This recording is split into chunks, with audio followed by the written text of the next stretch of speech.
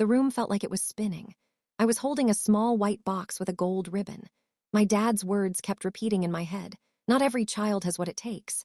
He didn't say my name, but everyone knew he was talking about me. People laughed, not the funny kind, the uncomfortable kind that makes your stomach hurt. I stood up from my chair. 200 people turned to look at me. My black shoes clicked on the floor as I walked toward the stage. Slow, calm, like nothing could break me. Dad stopped talking. His mouth hung open. I looked straight into his eyes. "From your biggest failure," I said clearly, putting the box in his hands. "Happy retirement." Then I walked away. Didn't turn around once. My name is Sarah Mitchell. I'm 27 years old. I'm a doctor who helps sick children get better. But he didn't know that yet. He hadn't opened the box. That was the whole point. Before I tell you what happened next, drop a comment and tell me. Are you watching from your bedroom, your car, or somewhere else? I'm curious where you all are right now. Growing up in the Mitchell house was like living in a museum. Everything had to be perfect. Everything had to be quiet. My brothers, Michael and Daniel, were treated like kings. They played baseball. They won trophies. Dad hung their jerseys on the wall like they were made of gold. Me, I liked reading books about the human body. I liked helping hurt animals in our backyard. When I was 10, I saved a baby bird that fell from its nest. I fed it with a tiny dropper every 2 hours. Even during the night, when it finally flew away, Mom smiled. Dad said, "Don't bring more birds into this house." That was when I learned something important. Some people only see the mess, they never see the miracle. I worked hard in school, really hard. I stayed up late studying, I drank lots of coffee. I got the HIGHESD grades in my class. Graduation day came. I wore the special gown, I wore the square hat, I smiled for pictures. But my family, they didn't come, not one person. I sat in my small apartment that night, still wearing the gown, eating pizza that had gone cold. At 9 o'clock, Dad sent a text message. "Oh, was that today? Sorry we missed it." I stared at my phone until my eyes got blurry. That's when I understood something that hurt really bad. I had been trying to sit at a table where nobody saved me a chair. But I kept going. I kept trying. Because when you hope for something for a long time, it becomes a habit. And habits are really hard to stop. Maybe someday he'll notice me, I thought. I didn't know it yet, but the proof that this hope was ending was waiting inside an old yellow envelope in my closet. 3 weeks before the party, a fancy invitation came in the mail. Heavy paper, gold letters. Black tie event at the Grand Hotel, a celebration of excellence. I almost threw it in the trash, almost. But hope doesn't die easily. It hides in the corners of your heart. Maybe this time would be different.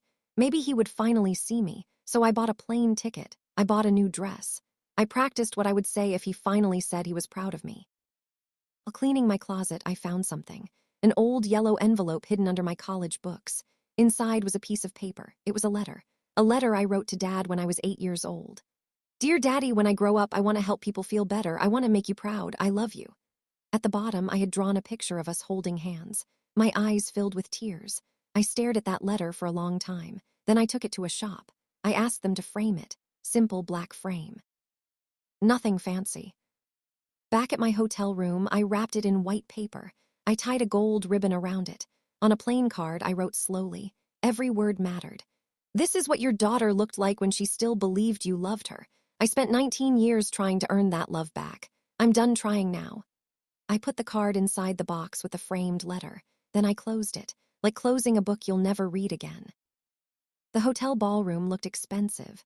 White tablecloths, tall flower vases, a big screen showing pictures of Dad's career, pictures of buildings he designed, pictures of him shaking hands with important people, 40 years of work shown in 5 minutes, not one single family photo, not one picture of Christmas morning, not one picture of his children graduating. Michael and Daniel walked around talking to guests. They asked me, "Still working at that hospital?" They smiled, but their eyes were cold. I wanted to say, "I saved children's lives," but I just nodded. I practiced nice words in the bathroom mirror. "Thank you for teaching me to work hard." The mirror didn't look convinced. I went back to my table. I put the white box under my chair. Its weight made me feel stronger, like I was carrying something important. When the lights got dim, my heart started beating faster. I made a deal with myself. If he mentioned all his children, I would clap. If he erased me to make my brothers look better, I would not stay quiet. He started talking. The room laughed when he made jokes. I kept breathing, slow, steady. Then he said it. those words, my brothers were everything, his daughter never had what it takes. The room clapped. Some people looked at me. Their faces said they felt sorry for me, but sorry doesn't fix anything. I stood up. My chair made a sound. Everyone turned. 300 eyes on me. Dad stopped talking mid-sentence. His face went pale. I picked up the white box. My hands didn't shake. I walked to the stage. Each step felt like I was walking toward freedom. I climbed the 3 steps. I stood next to him. He looked confused, maybe scared. I held out the box. "From your biggest failure," I said. My voice didn't crack. It didn't whisper. It was clear and strong. "Enjoy your retirement, Dad." I turned around. I walked back down those steps. I walked past the tables, past the staring faces, past my brothers who sat frozen. I pushed open the big doors and I left. I didn't look back, not even once. Someone recorded it on their phone. By midnight, the video was everywhere online. No sound, but you could see everything. His words on the screen, my walk, the box, a caption that said, "Sometimes walking away is the bravest thing you can do." My phone started going crazy. Messages from people I never met. "You're my hero. I wish I had your courage." My dad said the same thing to me. I sat on my hotel bed reading them, tears rolling down my face. But this time, they weren't sad tears. They were relief tears. Then Dad's message came. "We need to talk now." Not sorry, not "are you okay?" Just a command, like always. But something inside me had changed.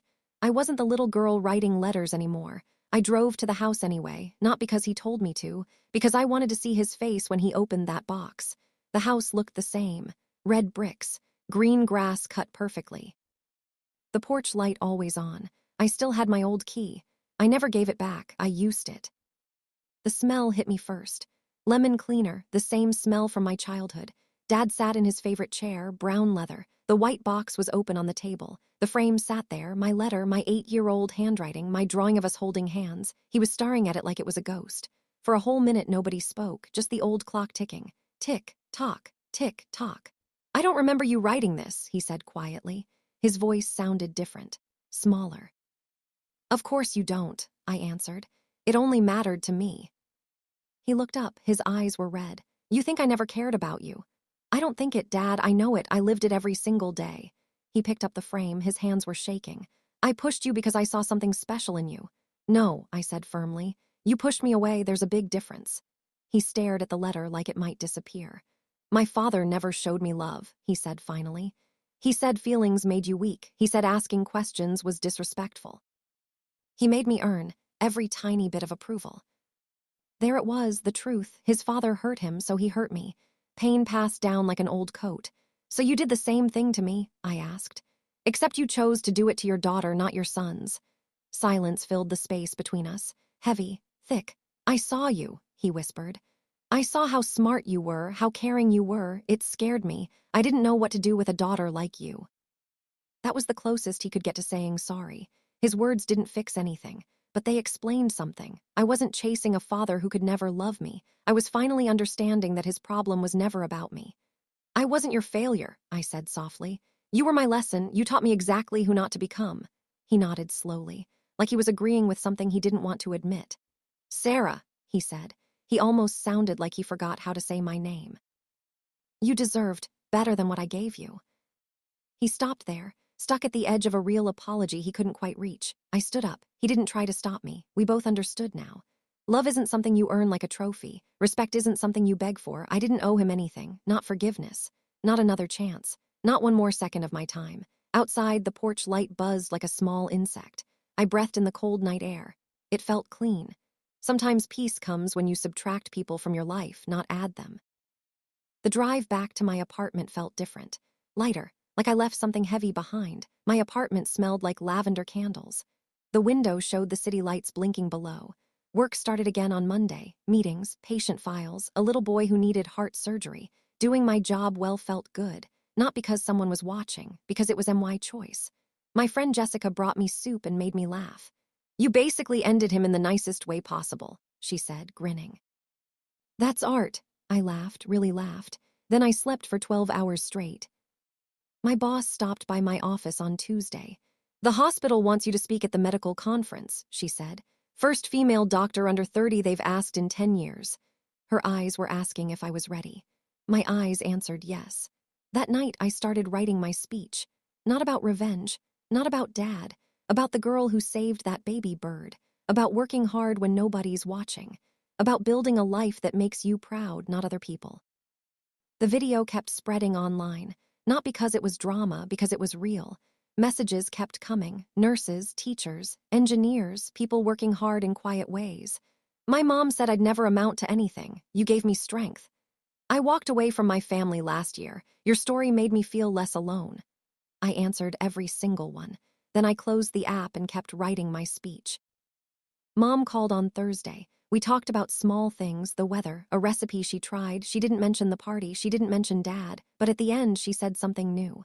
I saw a documentary about heart surgeons. It looked very difficult. Her voice was soft, careful. It is difficult, I told her, and it's worth it. She sent a heart emoji, just one. It was enough. I didn't think about forgiveness. I thought about standing straight. Standing without leaning toward people who never held me up. I practiced my speech in my empty living room. The words felt powerful, real, like they were made of something solid. I closed my laptop. I opened my window. Night air came in, cool and honest.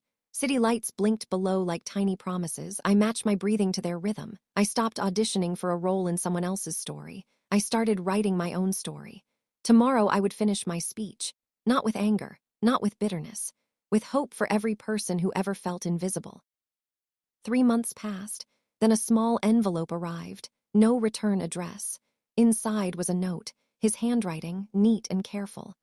I looked at your letter every day since the party. I tried to remember that little girl. I tried to remember why I stopped seeing her. I'm sorry I made you feel like you had to be someone else to matter. You always mattered. I was just too broken to show it.